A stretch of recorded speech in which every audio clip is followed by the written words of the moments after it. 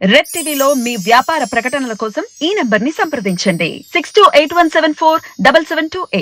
Hi hello నమస్తే, నేను మీ Gopi. Welcome back to Red TV. ఈరోజు మనతో ఉన్నారు సీనియర్ జర్నలిస్ట్ జగదేవ్ గారు. సార్ నమస్తే. సార్ సార్ మనం చూసాము, జార్ఖండ్ లో ఒక ఘటన అయితే జరిగింది. 8 మంది యువకులు ఒక స్పెయిన్ మహిళపై అత్యాచారం చేయడమే జరిగింది. దీని మీద ఆ సింగర్ చెన్మయ్ గారు కూడా స్పందించారు. దీనికి మీరు ఏమంటారు సార్? మొదటిది, ఆమె ఒక విదేశీయురాలు భారతదేశానికి వచ్చినప్పుడు విదేశీయులు ఎలాంటి వాళ్ళని, ఈవెన్ పక్క దేశం పాకిస్తాన్ నుంచి మహిళ వచ్చినా గౌరవించాలి అనేది మన వేదాలు శాస్త్రాలు చెప్తున్నాయి. మన భారతదేశ సనాతన సంస్కృతి కూడా అదే. ఎవరికైనా సాటి వ్యక్తికే గౌరవం ఇవ్వాలంటే మహిళకి ఇంకా బాగా చూసుకోవాలనే కదా. అట్లాంటిది ఆ మహిళకి 8 మంది అత్యాచారం చేశారు అని అంటే అసలు ఏం జరగదులే, ఏం అవ్వదులేని ధైర్యమా, లేదంటే నిర్భయంగా నిస్సిగ్గుగా వాళ్ళు వెనకే వాళ్ళు ఉన్నారు కాపాడుతారనే ఒక తెగింప అని అర్థం అవట్లేదు. ఆవిడ వచ్చినప్పుడు తెలియకపోతే ఆవిడ కొంచెం హెల్ప్ చేసి అమ్మ ఇక్కడ చూపించాలి. కానీ అట్లా జార్ఖండ్ అంటే బీహార్లో విడిపోయిన రాష్ట్రమే కదా, అది ఎందుకో మరి అట్లాగా జరిగినప్పుడు పొరపాటున ఎవరైనా అరే బీహార్లో ఇలా జరిగిందిరా, వీళ్ళు ఇంతేరా అంటే అరే బీహార్ వాళ్ళు అందరిలే అన్నారులే అని చెప్పి వెంటనే మిగతా వాళ్ళు వేస్తారు. అక్కడ జరిగిన ఇప్పుడు ప్రతి రాష్ట్రంలోనూ ప్రతి దేశంలోనూ మంచోళ్ళు ఉంటారు, చెడ్డోళ్ళు ఉంటారు. కాకపోతే పలానా దగ్గర ఎక్కువ ఇలా జరుగుతున్నాయరా అంటే వెంటనే వాళ్ళందరూ అంతేరా అని అనేస్తాం మనం. కాదు అది. సో మొత్తానికి ఏదైతేనే జార్ఖండ్లో జరిగింది దేశవ్యాప్తంగా కూడా పెద్ద ఇష్యూ అయ్యింది. నిర్భయ ఘటన తర్వాత మళ్ళీ ఎంత ఇష్యూ అవ్వడము, తర్వాత హైదరాబాద్లో ఒక డాక్టర్ ఇదైపోయడం, తర్వాత మళ్ళీ ఇదే ఇన్సిడెంట్ మేజర్గా నాకు తెలిసినంత. అది మన మహిళ కాదు, మళ్ళీ భారతీయ వనిత కాదు, ఆవిడ స్పెయిన్ వనిత. సో అటువంటి ఆవిడకి అయినప్పుడు అందరూ స్పందించాలని లేదు, కొందరు స్పందిస్తారు, కొందరు స్పందించరు. ఇప్పుడు నిర్భయ ఘటన జరిగినప్పుడు కూడా 543 మంది పార్లమెంట్లో, లోక్సభలో అంతమంది సభ్యులు ఉన్న తర్వాత రాజ్యసభలో అంతమంది సుమారుగా 750 మంది సభ్యులు మొత్తం మెంబర్ ఆఫ్ పార్లమెంట్ ఉంటారు, ఏది లోక్సభ రాజ్యసభ కలిపి. ఇంతమందిలో కూడా ఒక్క జయా బచ్చన్ గారు మాత్రమే ఆ రోజు స్పందించి కళ్ళనీళ్ళు పెట్టుకున్నారు. మిగతా ఎవరికి పెయిన్ లేదంటే కాదు, అందరికీ ఎక్స్ప్రెస్ చేసే ఇది ఉండదు. కాకపోతే చిన్మయి ఈవిడ రెస్పాండ్ అవ్వడం, అలాగే యాక్టర్స్లో కూడా దుల్కర్ సల్మాన్ లాంటి వాళ్ళు రెస్పాండ్ అవ్వడం అనేది కొద్దిమంది, అందరూ అవ్వరు. కొంతమంది వేరే వ్యాపకాల నుండి పెట్టలేకపోయి ఉండొచ్చు, ఒకవేళ రెస్పాండ్ అయినా వాళ్ళు సహాయ సహకారాలు అందించవచ్చు. సో దీనిపై చిన్మయి మాట్లాడారు, మిగతా వారు మాట్లాడలేదు అన్నట్టు కూడా కొన్ని వ్యాఖ్యలు జరిగాయి. అది కొంచెం ఇబ్బందికరంగా అనిపిస్తుంది. అంటే ఆవిడకొక్కడికే ఉంది, మిగతా ఎవరు పట్టించుకోవట్లేదు అంటే తప్పది. దాంట్లో కూడా కొంతమంది కావాలని పట్టించుకోకపోయిన వాళ్ళు కూడా ఉంటారు. ఎందుకు లేరా ఆడు తిరిగి మన మీదకి వస్తారులే అని. ఇప్పుడు రామ మందిరం ఓపెనింగ్ అయింది. రామ మందిరం ఓపెన్ అయినప్పుడు కాశ్మీర్ నుంచి కన్యాకుమారి వరకు ప్రతి ఒక్కరూ సంతోషించారు. మతాలకు అతీతంగా కొంతమంది ఆ రాముడికి పంపించాల్సిన చెద్దర్లు కూడా పంపించారు, ముస్లిం సంబంధించిన వాళ్ళు కూడా కదా. వేరే మతాలకు చెందిన వాళ్ళు లడ్డూలు చేసి పంపించారు, కొంతమంది నెయ్యి పంపించారు, కొంతమంది జెండాలు పంపించారు, కొంతమంది అగరత్తులు పంపించారు. సీనియర్ సింగర్ చిత్ర గారు ఆమె కోసం యూట్యూబ్లో క్యాన్వాసింగ్ కూడా చేసింది, ఒక చిన్న ముక్క పాట పాడి రాముడిది చాలా హ్యాపీగా ఉందని. వెంటనే ఆవిడకి బురద జల్లే ప్రయత్నం.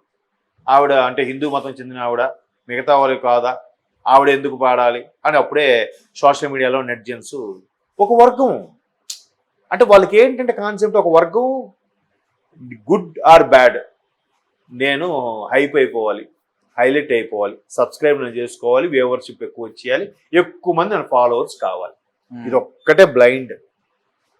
వాడు సింపుల్గా రాసేస్తాడు, ఒక ఒక నటి పలానా హీరోతో తిరుగుతుందని. అది సెన్సిటివ్ అయితే ఆ అమ్మాయి ఏదైనా చేసుకుంటే నువ్వు చూసావా?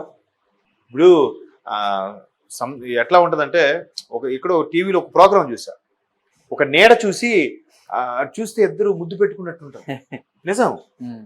ఆ తెర తీసి చూస్తే అక్కడ కనిపిస్తుంది ఇంకోటి, వాడికి ఏదో ఒక తల్లికి కొడుక్కి ఏదో రాస్తున్నట్టుగా ఏదో ఉంటుంది. చూసిన వాళ్ళకి అమ్మ ఇద్దరు ఎవరితో ఎఫ్ఐఆర్ ఉందిరా, ముద్దు పెట్టుకుంటున్నా అన్నట్టుంటుంది. అక్కడ ఇలా పెట్టినా కూడా ఏదో ఇదిలాగా ఉంటుంది. అది నీడ వేరు, వాస్తవం వేరు. దాన్ని చూసి నెటిజన్స్ ఎవరికి సొంతంగా వాళ్ళు నా వార్తలు నా ఇష్టం అన్నట్టుగా ప్రతి ఒక్కరు ఇప్పుడు సోషల్ మీడియాలో అకౌంట్ ఉన్న వాళ్ళే ఎవరి మటుకు వాళ్ళు రాసేస్తున్నారు. అది కరెక్ట్ కాదు. ఇప్పుడు చిన్మయి ఆవిడ సోషల్ మీడియాలో అకౌంట్ ఉన్నందుకు స్పందించింది. ఇంతమంది ఒలింపిక్స్ వస్తే స్పందించారంటున్నారు కదా, మరి వికలాంగుల ఒలింపిక్స్ కూడా అయ్యాయి కదా, అప్పుడు ఎవరు స్పందించారా? లేదు. అందులో స్పందించినట్లు ఈవిడుందా? లేదు. ఈవిడ కూడా లేరుగా. వికలాంగులు కూడా ఒక ఒలింపిక్స్ జరిగింది. అవును. మామూలు ఒలింపిక్స్ వచ్చినంత హైపు మీడియా కూడా ఇవ్వలేదు వికలాంగుల ఒలింపిక్స్. ఎందుకని? ఎవరిని కాళ్ళ పట్టుకుని అడుగుతాం చెప్పండి? మనమే ఇలా డిస్కస్ చేసామా? చేయలేదే. వికలాంగుల ఒలింపిక్సే కదా హైప్ చేయాల్సింది. వికలాంగులు దివ్యాంగులు వాళ్ళకి సంబంధించిన ఒలింపిక్స్ కదా ఎక్కువ బ్రాడ్కాస్ట్ చేయాల్సింది. అవును. చేయలేదే, మీడియా కూడా చేయలేదే. దానికి ఏంటి రీజన్ ఏం చెప్తాం? దాంట్లో కూడా కొంతమంది ఎందుకులే, కొంతమంది మేము ఇట్లా వికలాంగులము, మాకు మానసికంగా కొంత ప్రాబ్లం ఉంది లేదా శారీరకంగా ప్రాబ్లం ఉందని అందరికీ, ప్రపంచం అందరికీ ఎందుకు అందరి దగ్గర మాకు సానుభూతి అవసరం లేదు అనుకునే వాళ్ళు కొంతమంది ఉంటారు. లేదు మా ధైర్యాన్ని అందరికీ చూపించండి చెప్పే వాళ్ళు కూడా ఉంటారు. గిల్టీగా ఫీల్ అయ్యే వాళ్ళు ఉంటారు, ధైర్యంగా ముందుకు వచ్చేవాళ్ళు. చెప్పలేం, మనస్తత్వం బట్టి ఉంటుంది. మరి ఇదే చిన్మయ్య గారు నిర్భయ అయినప్పుడు స్పందించారా?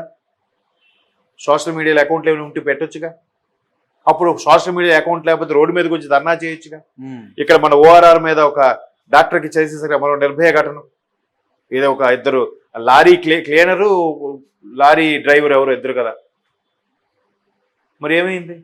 అంతకుముందు వరంగల్లో దాన్ని ఏమంటారు, ఎన్కౌంటర్ చేసేసారు. అవును. వైష్ణవ పేరు గుర్తు రావట్లేదు అమ్మాయి పేరు. మరి ఆ అమ్మాయిది అయినప్పుడు ఏం జరిగింది? ఎంతమంది రోడ్డు మీదకి వచ్చారు, ఎంతమంది స్పందించారు, ఎంతమంది క్యాండిల్ ర్యాలీలు చేశారు చెప్పండి? కొద్ది మందే, 1% కూడా ఉండదేమో నాకు తెలిసి. నేను ఇప్పుడు ఏమంటున్నానంటే, ఆవిడ రెస్పాండ్ అయినందుకు మిగతా వాళ్ళకి రెస్పాన్స్ లేదా అనేది తప్పు. ఇవాళ రేపు జనరేషన్ ఎలా ఉందంటే, పేరెంట్స్కి బాగోలేదంటేనే రావట్లేదండి. మనకి ఎటు వెళ్ళిపోతుంది అసలు? మొన్న ఒకసారి ఒక పెద్ద ఆయన చెప్తున్నాడు, చిత్తూరు తిరుపతి దగ్గర ఒక పల్లెటూరు అంట, చార్టర్డ్ ఫ్లైట్, వాళ్ళ తల్లిదండ్రులు ఇద్దరే ఉంటారు, వాళ్ళ పిల్లలకి చాలా కష్టపడి చదివించారు, తల్లికో తండ్రికో కనబడదు కూడా. అయితే ఆయన ఎక్కడికైనా ఆపరేషన్ విదేశాలకు కూడా చార్టర్డ్ ఫ్లైట్లో తిరుగుతూ ఉంటాడంట ఆయన. అటువంటి వ్యక్తి తల్లి చనిపోయిందని చెప్తే రాలే, పక్కింటి వాళ్ళు ఫోన్ చేసి చెప్పారు, బాబు అంటే మీకు మీ అకౌంట్ నెంబర్ చెప్పండి, నేను ఇంత అమౌంట్ వేస్తాను, దహన సంస్కారాలు చేసేయండి అని చెప్పాడు. మీరు దానికి మనం ఏం రెస్పాండ్ అవుతాం, ఏమంటాం చెప్పండి? ఎంతమందికి ఉంది ఆ స్పృహ, విజ్ఞత చెప్పండి?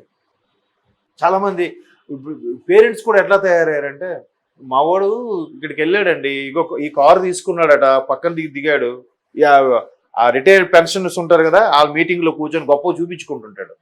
ఎందుకే ఆయనకి గొప్ప? అదేదో వెంకటేష్ సినిమా ఉంటుంది, నేను అక్కడెక్కడికో వెళ్ళి ఫోటో పెట్టడం కాదు, మా నాన్నకి జ్వరం వస్తే నా చేతితో టాబ్లెట్ ఇస్తే నాకు అదే తృప్తి. అలా ఎంతమంది ఉన్నారు? అలా ఉంటే వేస్ట్ గాడు, లోకల్గా ఏదో చేసి తిరుగుతుంటాడు.